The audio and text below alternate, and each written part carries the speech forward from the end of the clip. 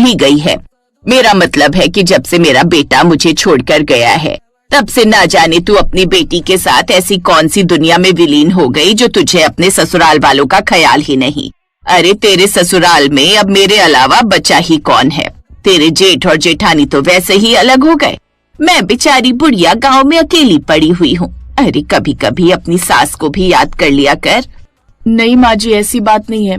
अरे मैं तो हमेशा से ही आपको अपने साथ रखना चाहती थी, पर आपने कभी भी मुझे अपनाया ही नहीं, क्योंकि मैंने लव मैरिज जो की थी। आपने हमें पहले ही घर से बेदखल कर दिया।